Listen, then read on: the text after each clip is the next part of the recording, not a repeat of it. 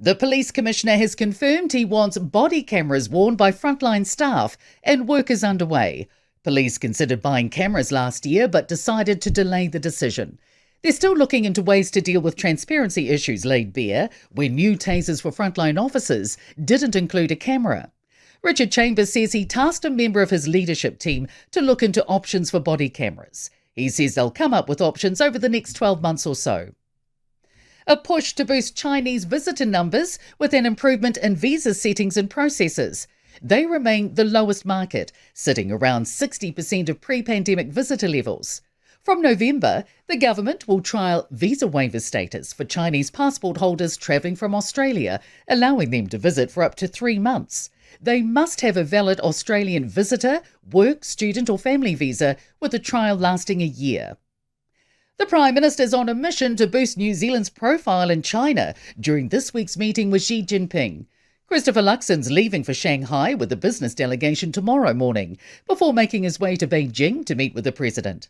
Luxon says the visit will focus on growing trade, strengthening education and tourism links, and maximising business opportunities.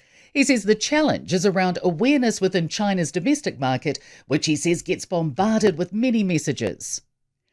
Manawatu iwi are outraged over a secret radioactive waste facility near Palmerston North. The facility stores low-level and intermediate-level waste, including depleted uranium from redundant radiation devices used to treat cancer patients.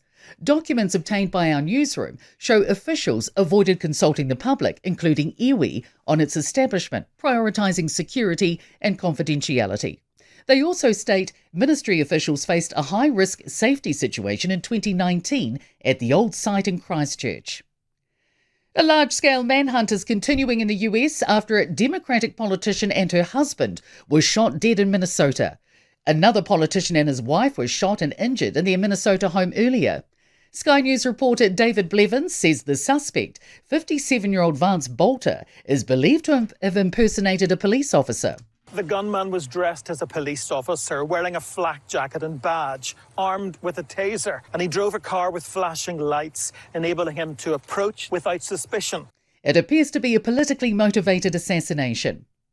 Hamilton Airport's first international boarding call in 13 years will echo through the terminal today.